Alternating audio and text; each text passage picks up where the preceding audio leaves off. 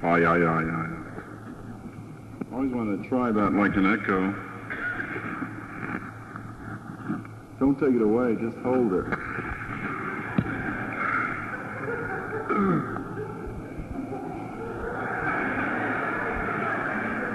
Thank you. Well, I'm going to sit down. Can you hear me on this? Because I can't hear me on this. I can hear a rumble out there, but I'm not sure. I'm going to sit down because I'm sort of into early old and I'd like to relax a little bit. Well, first of all, I'd like to get the business end of this out of the way first. While I have all of the many names of the many people I'd like to thank for this, it's a really large effort for me. Needless to say that a lot of what is here is done in the privacy of my little shack somewhere where I do all of these things, but that's not getting a show together, as you all probably know, or a good many of you know. There's so much work involved beyond the painting or the drawing or whatever. And I'm just going to mention a lot of names and start by thanking all of the bank officials and everyone having anything to do with the bank for inviting me to have a show in this, which is as palatial a gallery as I've ever been shown in. And I don't know all of the bank officials by name, although I've had the pleasure of meeting some of the bank officials, so I'll simply say thank you, bank officials, for asking me to have this show. And I've worked rather closely with Ann Baya, and she's done more than I can tell you about to help make this the show that it is. Jack Creasy, who has worked very hard, and all of the people who have contributed their time, or however they managed to get out here on a beautiful Sunday afternoon to help me get this show on the road. Beyond that, all of the framing and the matting and all those little picky little things that have to be done just right, I owe a lot of thanks to Pat Perrin and Mike and Gail and Guy and Shirley and Sam and Sandy and Dee, and we'll talk about Dee some more, and Connie and Bob and Bob. I don't even know Bob and Bob's last names yet by heart, but needless to say, there are a lot of people who have contributed to getting this show together. A lot of the work was done, especially for the show. Some of the pieces are paintings that I think are good show pieces and are therefore here. They've been done over the years, but a good part of the total of this show has been done, especially for these spaces. I hope you enjoy the show so far. I want to talk to you about Mixed Bag, really. This theme for the show came as a result of a conversation with Ann Baya of the bank, and she actually used the words mixed bag, and I thought it was very appropriate because the thing I'm into now is trying a lot of various media. And I thought I'd talk to you a little bit about how I have developed working in as many media as I can possibly get my hands into, or more importantly, my eyes into, because that's where it is as far as I'm concerned. It's sort of looking at it. And most of my painting, for me, comes from just having experienced something that I say, just, wow, look at that, you know, wow, look at that. And it becomes a painting. And I can't always do them, but a lot of what I see goes into my painting. And a lot of my immediate environment goes into what I choose to paint about or draw about or whatever. I think probably my first medium that I can remember when I was really a youngster was mashed potatoes and peas, because I really liked to have mashed potatoes and peas, and more importantly, meatloaf on Sunday afternoon. That was my favorite Sunday afternoon meal, and apple pie, of course, which sort of topped the whole thing off. But I remember getting a lot of conversation from my parents at the table about playing with my mashed potatoes and peas. My language was very limited then, and I had difficulty getting across to them that I wasn't playing with the mashed potatoes and peas, but I was sort of sensitively rearranging the mashed potatoes and peas. Probably my first tool was a fork, and you can really do some exciting things with a fork in mashed potatoes. I just making, is it 4 or 3 or 5 parallel lines across a pile of mashed potatoes very nicely by making those impressions and just rearranging the peas so that they line up. Can you visualize that as my first medium? And after that, my parents really, I can't really say that they encouraged me, but they never really discouraged me because they knew there was something really very strange and peculiar about that behavior. I, in time, ate the mashed potatoes and peas, but I really liked playing with them. I suppose I played around with things like milk bottles before I got into mashed potatoes and peas. But in my day, milk bottles were milk bottles. They weren't plastic that you could squirt clear across the room, you know, and make paintings with. It's really hard to squeeze a milk bottle made of glass. So I was sort of limited there to just sort of dashing the milk all over the floor or whatever was in front of me, and very often me. But I always wanted to be an artist ever since I was a very, very young person. I don't know why, but I always wanted to make things. And I used to use Chinese checkers as very nice, convenient art components too. Instead of playing the game, which bored me, I used to like to rearrange Chinese checkers in nice little groups all around that board. I fooled around with things like dirt. That was a very nice medium. I know it won't mean anything to you, but as I tell you, there are very strong images of the Jeffers family who used to live about a block from me, and they had this incredible grape arbor.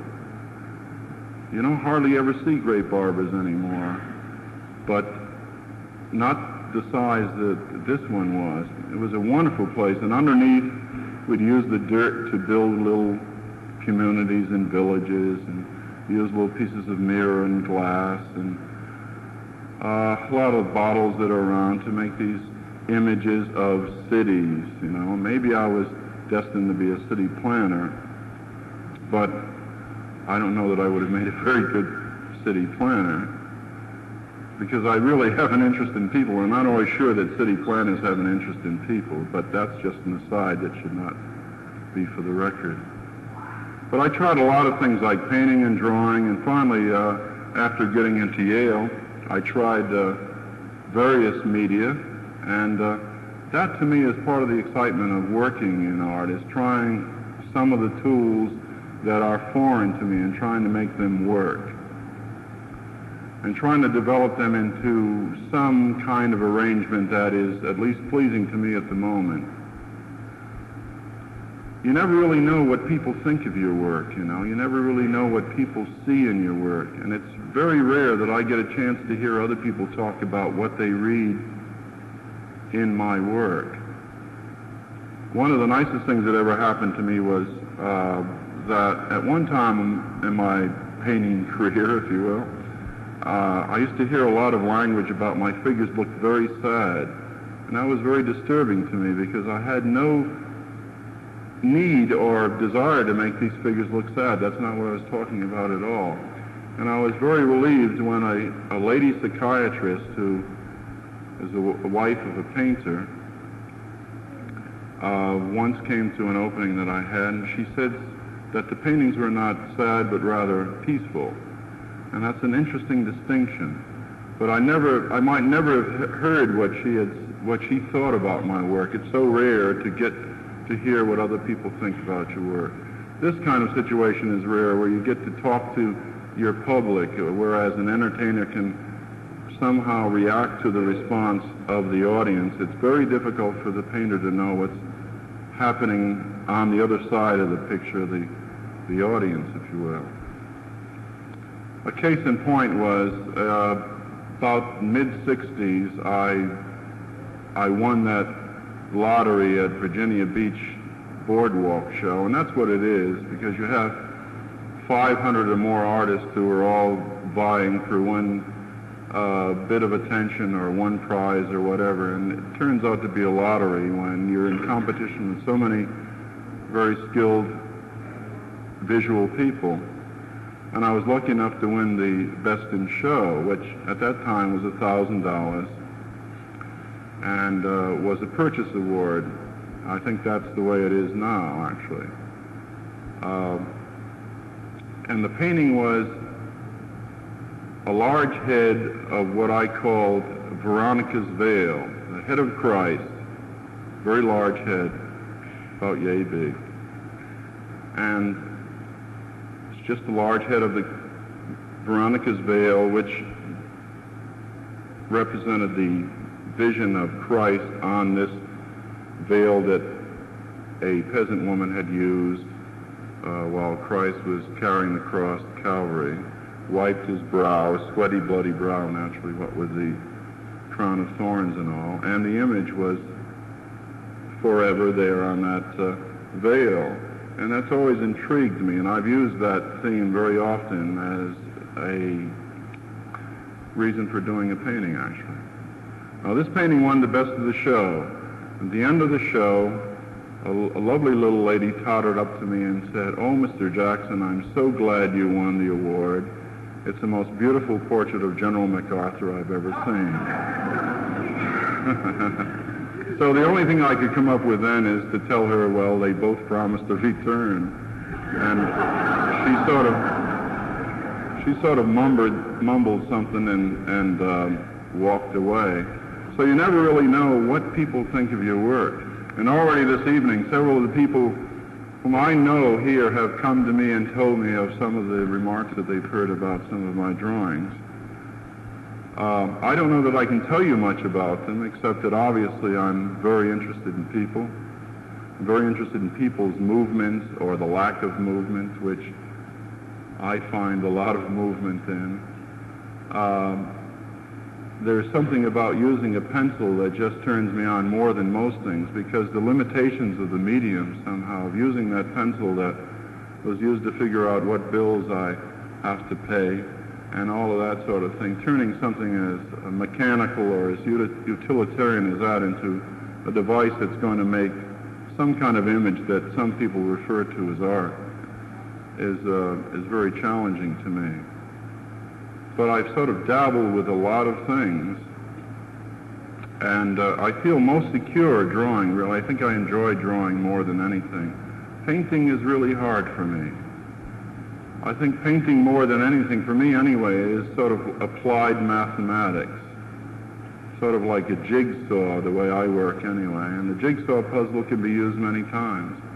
We're just taking that one solved image of the many thousands of pieces and reshuffling and throwing them up in the air again and trying to make yet another image using the same limited means, the same size, or maybe putting these limited means into yet another frame, another size, another shape. I have paintings here that are rectangle, some that are square, some that are circular, and the whole idea of working with these paintings originally was that these shapes were difficult for me, that I felt more comfortable with, for instance, the horizontal rectangle than I did the vertical rectangle. I don't know how much that means to you, but to face a circular canvas is more difficult than facing a rectangular canvas as far as I'm concerned. So a rectangular canvas will stare at you and say, I bet you can't do anything to fix me up, you know. But a circular canvas is sort of a rondo of that. It keeps doing that all of the time. It's a very difficult shape to deal with, because I think we're sort of right-angle oriented anyway. We're sort of steered into spaces that are right-angular and square and straight, hard edge.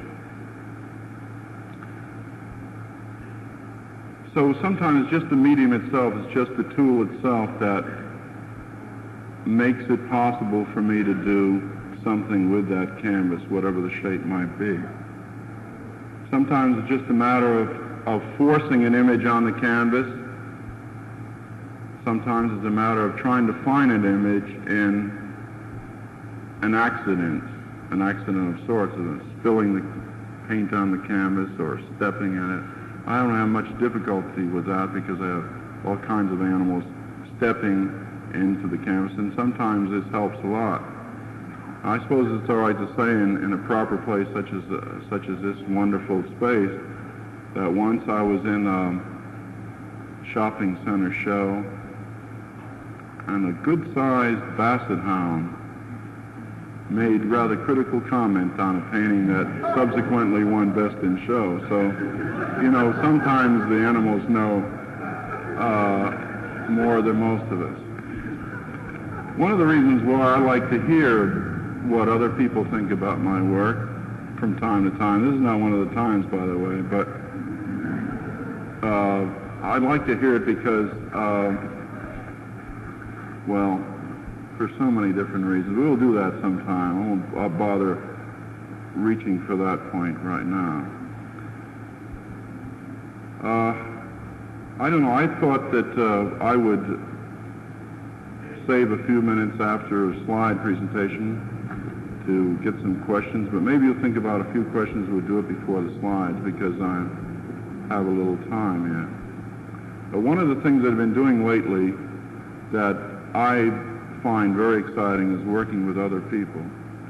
Now, painting, drawing, any of the things that I've done has, of necessity, always been a solitary experience. That is, working in that private space by myself and working out these problems, sometimes taking many months, sometimes many years to arrive at a solution in a particular painting. Drawings seem to come to me pretty fast. They're there and they're over with. The paintings very often take a lot of time. But the whole idea of working with other talents has always fascinated me, and I've tried a lot working with people who have carried out some of the designs that I have in mind, and I don't have the knowledge or the inclination in some cases to go beyond that, and find it necessary to find other talents who are willing to work cooperatively with me. And I'm beginning to get that going in a lot of ways. And there are 4 or 5 pieces here done by D. Allen, the Lincoln, which we call Almost Abe, which I think the proper term is Trapunto. And in that piece, I did the drawing, and we talked about the additional design, whatever other colors were necessary. And then the 3 sheep, is it 3 sheep? Sheep?